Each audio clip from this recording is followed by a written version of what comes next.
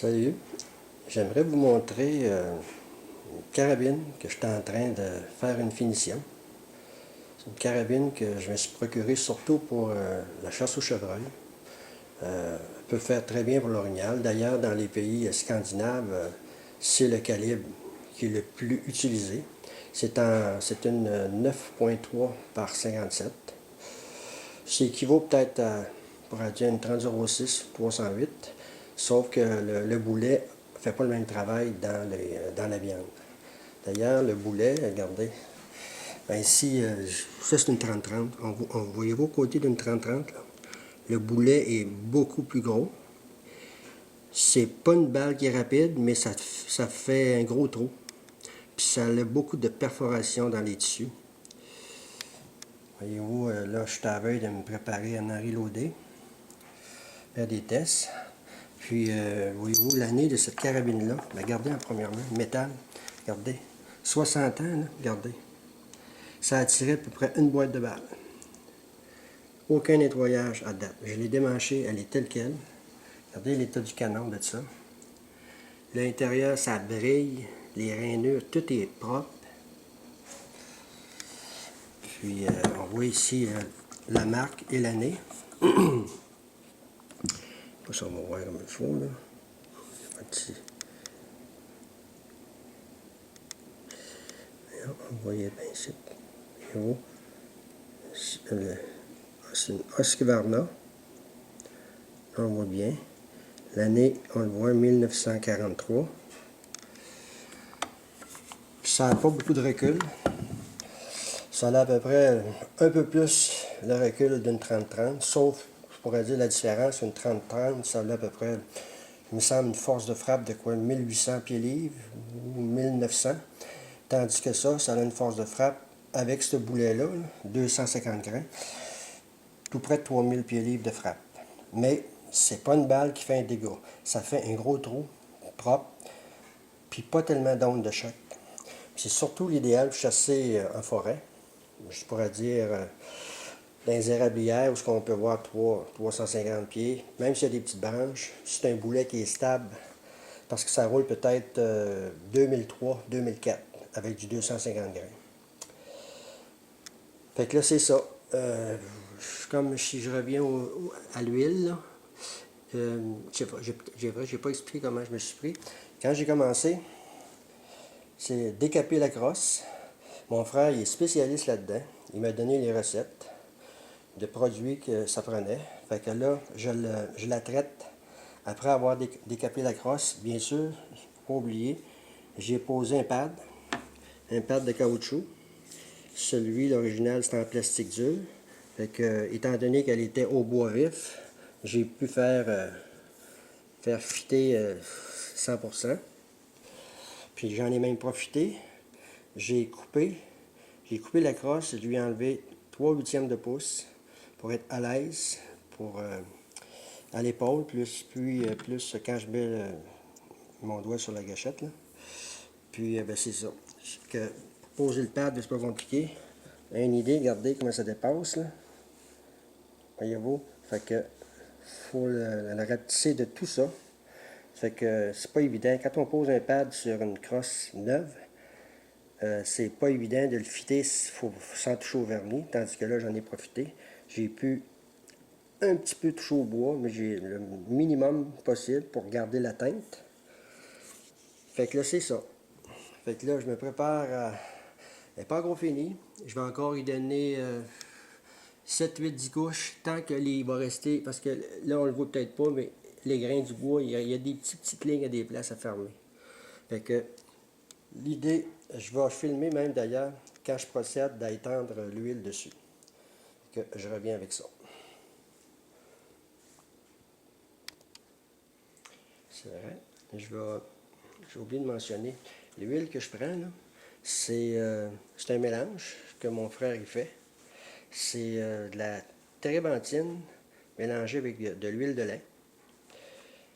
Puis, pour sauver 7-8 couches, ce que j'ai fait, la première couche de fond, j'ai pris du True Oil. C'est spécialement un vernis pour arme à feu. Fait que j'ai donné la première couche de fond au doigt très mince, juste pour un petit peu fermer les grains du bois. Puis, je peux dire que ça va donner un fini à l'huile, cette crosse-là, à 90%, on peut dire, à l'huile. Si on la fait à 100% à l'huile, ça prend encore 7, 8, 10 couches de plus. Puis en passant, je laisse 2 à 3 jours entre chaque couche d'huile. Fait que là, j'en ai une dizaine. Ça fait au-dessus de 20 jours. Tous les 2 jours, je donne une couche. Après ça, je la polis. Je chauffe l'huile en la frottant avec mes mains. Tout de suite après, puis là, elle fait comme cuire. Ça fait un fini satiné. Puis aucune... on dirait que c'est fait au fusil. Puis pourtant, c'est tout fait artisanalement. Puis c'est facile à faire. N'importe qui peut faire ça, restaurer lui-même sa crosse. Surtout des carabines de 25-30 ans. Puis le gars, il tient absolument à la garder. Il est satisfait, mais elle est dévernie, elle est tout plaquée. Elle a été au mauvais temps. C'est facile de faire un beau fini. On le voit même comme ça. Je l'ai fait briller un petit peu. Voyez-vous le beau fini que ça fait, là? Regardez. Ça a au-dessus de 60 ans, ça, là. Puis on peut dire que c'est pratiquement impeccable. Bon, fait que là, je vais procéder. L'huile. En passant, pour faire l'huile, à date, je suis encore au papier avec du 600, papier à faire. L'idée, c'est que je mets l'huile. En même temps, je sable avec l'huile. Ce qui fait que le petit peu, on peut dire, la petite poussière de sablage qui est si minime, elle rentre dans le grain du bois, puis ça se trouve à fermer le grain du bois. C'est pour ça qu'à chaque couche, je prends un papier sablé. C'est sûr, il faut y aller en douceur pour pas creuser, pour ne pas enlever ce qu'on a déjà fait. Fait que je vais commencer. Je ne sais pas si on la voit ici, là, comme ça. Oui, on va voir. Fait que là, je mets de l'huile après mon doigt. Ça se fait tout au doigt. Voyez-vous? Regardez. Le fini que ça peut donner là, à la fin, ça peut donner un fini comme ça, lustré. L'idée, c'est que la dernière couche de finition finale, regardez, voyez-vous? Il n'y a aucune épaisseur. Voyez-vous? On voit la différence, là. Voyez-vous ce que ça donne, là? Ce qu'il y en a, ce qu'il n'y en a pas. On dirait d'un fini au vernis, mais c'est juste de l'huile. Mais moi, ce que je fais, je ne veux pas l'avoir lustré, je veux l'avoir satiné. Bon, fait que là, en même peu d'huile, un petit peu plus 7, je prends mon papier sablé, regardez. À peine si que je pèse.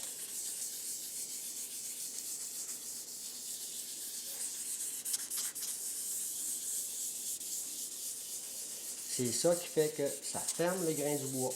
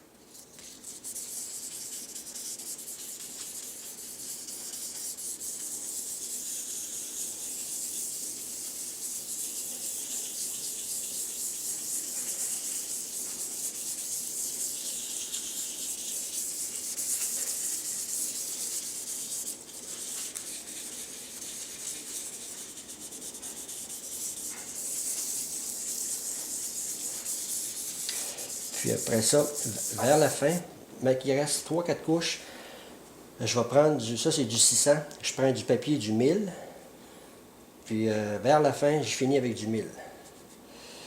OK? Là, ce que je vais faire, là, regardez, ici, là, elle est faite.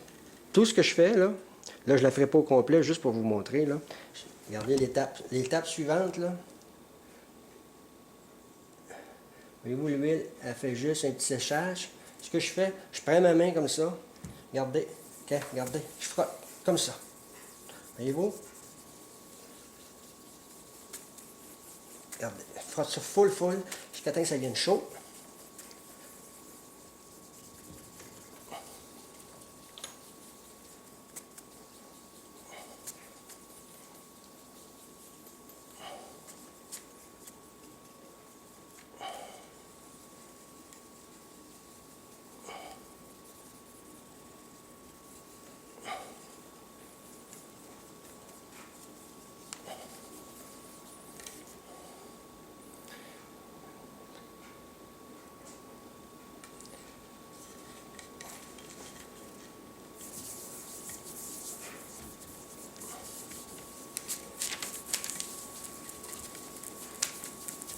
Tiens.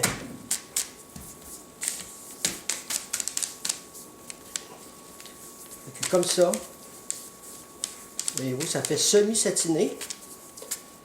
Puis, aucune. Là, il s'agit de. Elle va sécher, là. Voyez-vous, là? Regardez ce que ça donne. Là, elle est semi, on peut dire. Non, elle est satinée. Voyez-vous? Ça fait aucun danger d'avoir des petites gouttes, d'avoir des épaisseurs. Ça fait comme si ça serait fait au fusil. Puis pourtant, c'est tout fait au doigt, à la main. Fait que je vais continuer.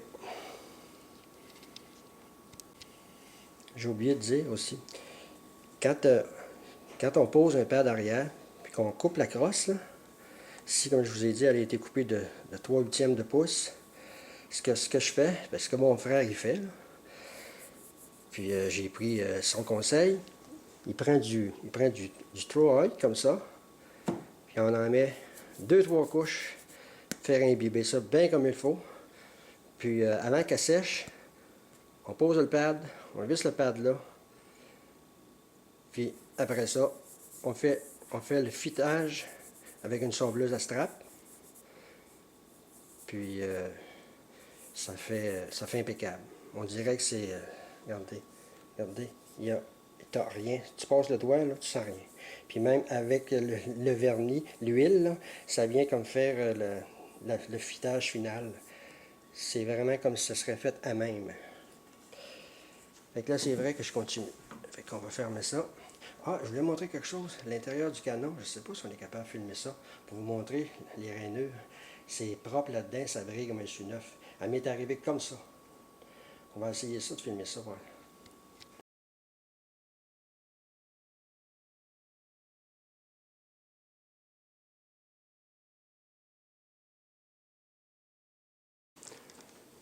Bon, là, je viens de terminer la couche. Voyez-vous, c'est un petit peu plus lustré que tantôt. Je l'ai poli avec mes mains jusqu'à temps que je sente une chaleur. Ça fait comme je disais, ça fait un peu comme cuire l'huile. Puis ça va aller dans 3 jours pour la prochaine couche. J'ai bien hâte d'essayer ça, cette carabine-là.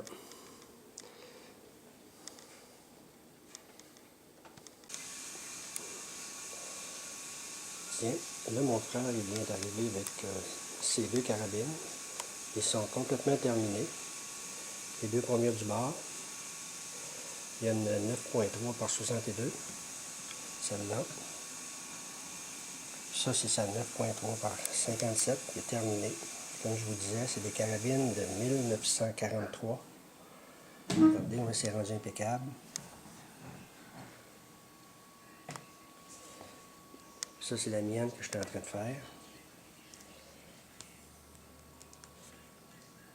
Il reste, comme je vous disais, il me reste encore du vernis, pas du vernis, mais des couches à l'huile à donner dessus. Là, j'ai tout démonté le mécanisme.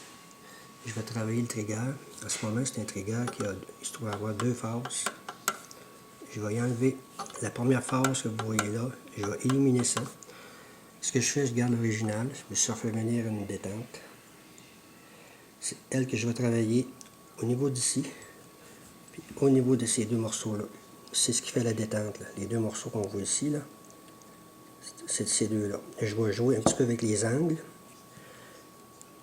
Puis là, à ce moment, elle est à 4 livres. Je vais abaisser à 3 livres. Puis je vais la polir pour qu'elle soit franche et douce.